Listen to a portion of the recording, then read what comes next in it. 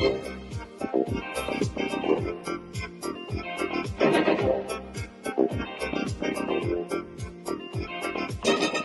my name is Michael Waits, and this is part of the special edition of Michael Talks Tech. I'm here with Nikki Assavathorn to talk to her about the development of her mobile games, but also how she got to where she is. Thank you very much for joining us today. Thank you very much for having me, Michael. Do you want to talk about the founding of your first business, Meat and Lunch, and talk about its development and what happened to it, and then talk a little bit about how you got into the mobile gaming space and why? Yes, sure, love to.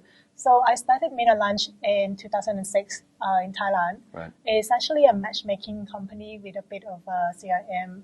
And over the years, we actually became pretty big. You know, one of the largest dating company in Thailand. In Thailand, right? Yeah. Yes, yeah. With a TV show and all. And then in the last 3 years, we saw how mobile space been coming in to the dating. So I got my hands around creating dating app back then called Available. I remember we talked about that a lot, actually. Yeah, I remember. Yeah, it was a while back. And then that's how I realized that, you know, mobile is going to become more and more important, not just in the dating space, but in gaming, in e-commerce. So I set up a team to produce dating app, and then I become more familiar with the tech scene, right. And eventually started making mobile game as well, because I saw a lot of opportunity in that area. It's actually even bigger than dating company. Much bigger, it seems like, right? So what happened to the Available platform? Did you still use any of that, or did you just learn from it and then start building the game stuff? Right. So Meat and Lunch and Available app was acquired by this company called Lunch Actually Group. Oh, wow. They're based in Singapore. So they acquired this company in October this year. Of last year, 2015, right? Yeah, sorry. I know, it's already 2016. I can't keep track anymore. That's right. So when they acquired this company, they also have another dating app called Lunch Click. Wow, so it had no relation to Meat and Lunch, but it was still called Lunch Group. Yeah, it's a That's lunch, just a coincidence. Lunch Group, yes. Okay. So I also been helping them with digital marketing in acquiring user, and also helping them with features to, how to get more user in different countries, localization around Southeast Asia regions. As well as also run my new startup, Infinity Levels, in the mobile gaming space. So how is Infinity Levels going? And can you ask, so the Infinity Levels is a reference to the amount of times you can play any particular game? No? It's a good name, because I think, when you play some game, there could be an endless level. Right. And that's where the name Infinity came about. I like it. I like it. So what was the genesis of, Ranch Run, right? Yes. So what type of game is that? Okay. Just so everybody else knows. I know what it is. But. Yeah. So actually, Ranch Run is our second game. Your second game? Yeah. We have a first game with my founder. Got it. My co-founder made this game called Candy Million. The game was featured on the WWDC in San Francisco. So it was like quite a huge hit a couple of years ago. Okay. And then after that, we made Ranch Run together. This game took quite a while to make. Ranch Run. Yes. It's a very sophisticated and complicated gameplay, no? We try not to make it complicated, but it's sophisticated. Sorry. When I talk about complicated, I talk more about the back end than the front end, right? Yes, correct. So it's actually for casual players. Right. And this game is being published by PlayLab. Is it really? Yes, who's another big game studio based in Bangkok. So how did that relationship start? Okay, so Jakob and I have been friends for a while, so we know each other since he was doing page model. Right, that's a long time ago. Yes, and then he got into the gaming space just maybe a year ahead of me. Right. Right. So I showed him my game, and he was actually when I first showed it to him, he thought it's going to be another Clash of Clans, because that's how I kind of presented it. But it's not actually Clash of Clans at all. It's more of like Heyday with mixture of racing elements. So it's very unique. Up to today, there's still no other game that is like that. And we worked together for a year. We moved into PlayLab Studio to work closely with them in integrating their back end, their their analytics into your game. Yes, exactly. So the game has done really well. But now we moved out of PlayLab and went back to our studio and we're going to be launching a new game called Blades of Revenge this month. Blades of Revenge. Yeah, it's Sounds very dangerous. It's very cool. It's a puzzle RPG game for male audience. Sounds like another freemium, yeah. And then next month we're also launching a new game. It's going to be a puzzle game. Okay. How big is your studio then now? We have 20 people. That's big. No, actually it's not. It's very lean. Is it? Okay, I don't mean, yeah, but I just mean it's a lot of people though. No. Okay. I'm just impressed by the size. Oh, thank you. I don't mean it's too big in that sense. I'm just impressed by the amount of people you've been able to hire and accumulate. Oh, thank you. Actually, it's been very tough to hire people. I'm sure. I would say 99% of the developers that we try to hire fail our test. They fail your test? Yeah. So it's very difficult to hire the right people around this region. Okay. The one that we managed to get our hands on, we felt so lucky to be able to work with them. It makes so much difference to how the game performs. Right now, the players are expecting a lot more in the game. You know, they expect to have clans, chat, real time, multiplayers. Right. So it's not just a simple match, 3-match game anymore, like in the last couple of years. Right.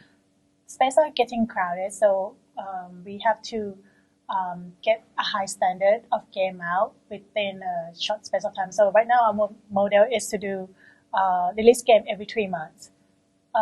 Unlike with Ranch Run, we spent almost a year and a half. Almost a year or something developing it, right? Exactly. So now the cycle of developing game is much. And what's the lifetime of the game, you think? Oh, we still intend to make the lifetime very long. So we expect people to play it for like a year, but the time that we have to produce the game becomes shortened. Has to. Yeah, it's also to do with game engine that we have. That helps us to create game quicker, the library that we have in-house. Right. And are you still associated with PlayLab at any level? Are they still publishing your stuff, or do you self-publish now? We self-publish now, awesome. So they are working with Ranch Run for us still. Right. But for our new games, we're going to be self-publishing. Wow. And are you involved in the day-to-day design of the games? I try to ask a lot of questions. Right. I don't dictate people on, hey, this is not the right color, this is not where the button should be. Right. But if it's to do with business decision, I would have a lot of say in it, and I would ask questions on what do you think, or why are we designing it this way, just to make sure that they really understand the business requirement. And what's the target audience? Is it in Southeast Asia, or is it in the whole world? And where do you see most of your business coming from? We aim to go big, but because we are present in Southeast Asia, I think we have a lot of advantage to get users around here. So we are working with AIS, which is a big telco here. They're also our investor.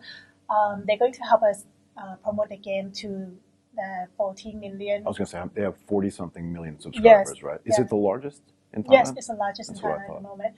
So they're going to be sending out MMS, about 500,000 of MMS on our game, and promote our game in their Line account, which has 22 million users. On their Line account as well. Yeah, that's really cool. And also we have been busy integrating the payment into our game, like the local payment, in terms of like cash card, DCM. But AIS is also a pioneer in the mobile payments. You can use your phone to pay for the game. Yes, exactly. Right? With certain limits, I think, if I remember correctly. I think that's why they see the synergy. Right. And it's actually a prerequisite in order to promote the game in Thailand.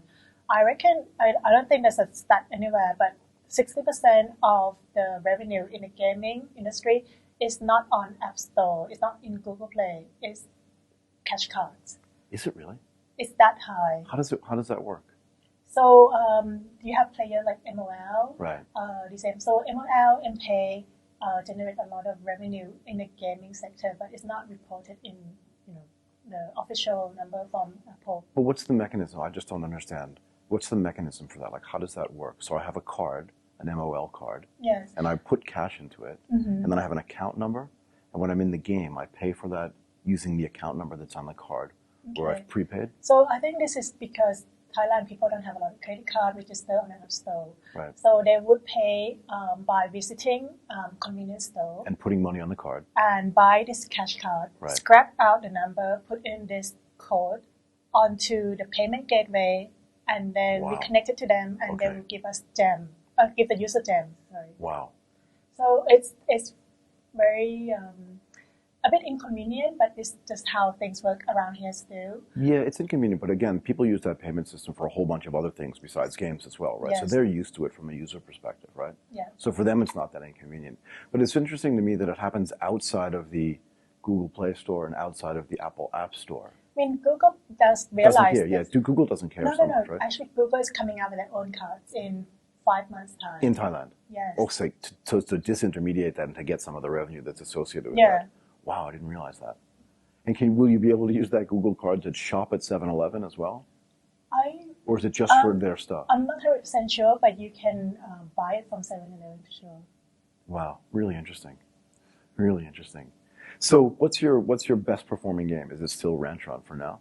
We hope it will be a new hit title, Blades of Revenge, Right. coming out. This one, we did a lot of research, market research, before we decided to do this game. Okay. So we looked at the top grossing game in Japan, Right. See how they monetize. We borrow a lot of their mechanic, but not the gameplay. So we Right. come up with our original gameplay, but all the surrounding meta game, for example, clans, special events, how they monetize. Those are in this game. So we have a high hope for it. Good. I really look forward to seeing it come out. Look, I really appreciate you sitting down and talking to us today. I was really nervous. I don't know why. I know, but I still am actually, and I'm not sure why, but I really appreciate it. Thank you. And good luck. Thank you very much. Thank you.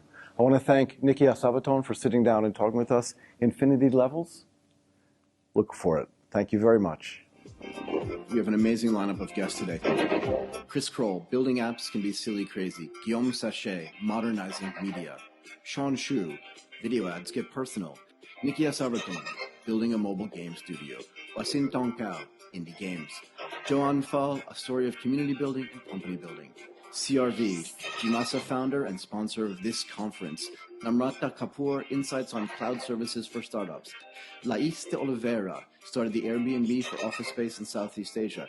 SAMSON MASIH, 50 billion impressions? Wow. IZHAK, he'll tell us things about online gambling that you won't believe.